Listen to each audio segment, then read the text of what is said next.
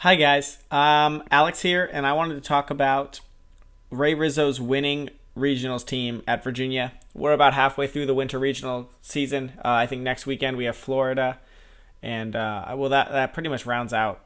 So we're kind of at the end of the winter regionals season. But anyway, the Virginia was the very first winter regional. And what's important about this is that winter regionals were the first time where, the real 2014 rules kicked in about Kalos only, Kalos native X and Y. First X and Y regional. So what wins here and those top teams really are going to influence how the rest of this metagame is going to shift throughout, till the end of Worlds. So I was at Virginia, got to talk to Ray, and I got some really, his team here is really interesting. So there's just a lot of things I want to point out, and I think it'll help with building teams here for spring regionals, nationals, and Worlds. So the team itself, a lot of things you might want to recognize here. He's got double dragons between Mence and Chomp, a lot of offensive power there. He's also got double steals, very good defensive typings, even though they got nerfed a little bit. He's also got double intimidate between Mence and Mawile, as well as rough skin on Chomp. And you'll find out later, it's got a Rocky Helmet, which gives you a lot of recoil on physical attacks. Iron Barbs on Ferrothorn, which should give you more recoil, and Will-O-Wisp on Rotom-Wash. So everything here, he took a lot of preparation to take care of physical attackers. So that's really important to note, just at a quick glance. So from here on, I've got a little in-depth look at each of the 6 members of the team. And hopefully it'll give you some insight onto what he was thinking and why it was so successful. Salamence, first member of the team, it was Scarfed, max speed, timid, a lot of timid Salamence running around. He wanted it at worst to at least go to a speed tie with other Ments, so he just straight up Scarfed it. Draco Meteor and Dragon Pulse Fire Blast, pretty standard on a Scarf Ment. It's really hard to find a useful fourth move. He settled for Hydro Pump instead of Rock Slide. Rock Slide with some investment does get a KO on Talonflame and non-defensive Charizards, but you do need the investment. As you can see, you either need a minus defensive nature or to invest in attack EVs, and he didn't want to do that, so he left Rock Slide off, put on Hydro Pump instead. Never needed it. He wouldn't have used Rock Slide, he said, either the whole tournament, so it was just kind of a wasted slot. If you guys do try Scarf Salamence, there's probably a ton of options. I mean, there's not a ton of options. That's probably why no one finds a really good fourth option. But play around with that slot. Maybe it'll come in handy 1 or 2 times, and maybe you'll have something really strange up your sleeve. That could be cool. It was one of 2 Intimidators on the team. Like I said, a lot of physical. The whole metagame is very physical, so he's trying to nerf that. He's trying to nerf the opponent's Kangaskhan, all that good stuff, Garchomp. And so that's mostly what Salamence's job was here for. Come out, hit hard, and go home. Tyranitar's next member. This is pretty cool because it's Life Orbed and it's Timid. And what he's doing here is he maxed special attack EVs. He does run Rock Slide because Rock Slide doesn't need a neutral nature to get the one hit on Talonflame and those non-defensive Charizard. So he was free to run that without minusing. It's a minus attack nature, but it still does enough damage because of how strong Tyranitar just inherently is and how weak Talonflame is to rock. And then he put on Dark Pulse for stab, Fire Blast for steals, which give his double dragons a little bit of a problem, and also for opposing Ferrothorn. And then Protect. He ran Timid because a lot of people run Specs Rotom-Wash. Mostly that's okay. A lot of his stuff here, he plays against a lot of Japanese players. A lot of Japanese players play Specs Rotom-Wash right now. And 114 speed is Tau speed max modest Tyranitars, which is also a very Japanese thing. He said in his report he probably would have just made it modest looking back because very few Americans were running, special T-Tar at the time. I don't know if they are now, but it's not as prevalent as it is in the Japanese metagame. So he was kind of preparing for a different metagame than we had. Fire Blast right there for those, to help his double dragons. And the steals kind of also walled his Mawile and Ferrothorn as well, so he wanted to do some extra damage there.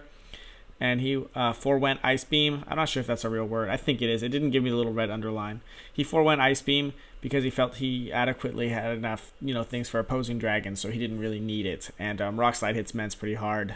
Dark Pulse hits Garchomp relatively hard. You don't really want Tyranitar out there against Garchomp anyway if it's going to get outsped. But, so yeah, that's Tyranitar. Let's go on to Garchomp. You can notice how short this is because Garchomps pretty much all run the same way. He did choose Rocky Helmet as his item. That's an important. That's pretty. The variability in Garchomp really comes down to items. Honestly, the set you almost always want to run 252, 252 Jolly, just because all the other Garchomp are, and you can't afford to just get outsped. You really want to go to that speed tie. Rough skin for all those physical attacks. Like I said, Rocky Helmet's gonna really punish Kangaskhan when it attacks you. I know Kangaskhan loses over half its health if it makes Mega Kangaskhan, of course, because it hits you twice. And then along with Salamence, it's able to handle fire types, especially all the Charizard teams running around. So, and which really threatened his back, Mawile and Ferrothorn. So that Garchomp had a pretty important role on this team. He also had Mawile. This Mawile actually really is very interesting because it kind of set the trend for the future Mawile. So before this happened, almost everybody and their mother was running 252 attack, 252 HP, like 4 speed, something like that. Instead, what Ray realizes, and he's got a lot of experience under his belt, so this is where this comes from. Back in 2011, he ran a really defensive Thundurus and a really defensive Conkeldurr, and he won Worlds that year, and so it really paid off for him. So he thought, might as well not try it again. He maxed the HP. He realized once you Mega Evolve, you get that huge power, and you're really wasting a lot of those attack EVs. So he only put 52 in, and that's because it still gets the one-hit KO on Tyranitar almost 100% of the time, as well as it gets the one-hit KO on Salamence. And you'll see I have some damage calcs for the small while. It gets the one-hit KO on Salamence at -1 every time with 52 attack at huge power at -1 from the Intimidate, of course. He threw 180 in special defense because the special defense of Mawile is terrible. However, it does have a great typing, so he really wanted to switch it in a lot, especially on things that super affected Mence and Garchomp. You'll realize Mawile's got some pretty good synergy with them, like Ice Beam and stuff. So he wanted to be able to take those hits because he wanted that switch in. The attacking set's pretty standard, but it was important for a couple reasons, mainly the second Intimidate, the switch in for his 2 dragons, and he put in 20 speed EVs to outspeed the other Mawiles running around. I'm sure now everyone's trying to speed creep that. I mean, that's kind of what happens. But I have some damage calcs on this Mawile. So it's careful, and it has 180 special defense EVs. I think it's careful. Yeah, it's careful. All right. Timid 252 special attack choice spec Salamence. Only KOs 6.3% of the time with Fire Blast. That's choice specs. That's ridiculous, guys. That's a super effective hit from a Salamence max special attack, and then you can one hit back with Play Rough at -1, so that's huge. Also, modest 252 special attack Charizard Y doesn't even KO with Heat Wave so long as it's out of the sun, which is ridiculous. And then Mawile can 2-shot with Sucker Punch, so you can get 1 Sucker Punch up, survive the Heat Wave, and go for another Sucker Punch, or at least fake the Sucker Punch and scare the Charizard out. So that careful nature and those special defense EVs are ridiculously helpful, and they really give him a lot of longevity. And I actually used a version of this Mawile when I took second at Oregon this past weekend. So highly recommend this Mawile if you guys need a Mega and you don't have anything and you like Intimidate, because I brought it to every single game that tournament, every single one. Rotom-Wash, Ray's opinion, this is the best Rotom form, or it's at least his favorite. Let's see here. Citrus Berry for that longevity, max HP, very defensive, almost no special attack investment. Calm to take special attack better, but special attack hits better because he's got Will-O-Wisp to weaken physical attackers, as well as all of those threats physical attackers don't want to hit with switch-ins and those Intimidates. So he wanted to make this a little bit more specially defensive, although there is still a lot of defense in there. And that's because he tried to make it survive 2 adamant 252 attack Azumarill Play Roughs with Citrus. He said it never helped him in tournament, but it was there for just overall bulk, I guess. Like I said, I didn't see a lot of Azumarill when I've been playing these last 2 regionals either, so I mean, take that with a grain of salt. But it was there just in case he needed it. Protect on Rotom, it used to be really unexpected. Now it's just kind of unexpected because everyone's running it now because Ray ran it. And what that does is Charizard would come out, you could protect while he Mega Evolves, tries to Solar Beam you, and then switch out into T-Tar.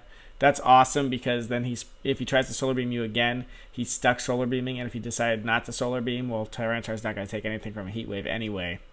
and it gets rid of Venusaur's speed boost. So Tyranitar really helps against that matchup, and Rotom-Wash helped to bait that Solar Beam to help bait the sun coming up, so he could switch in his own sand to get rid of the sun.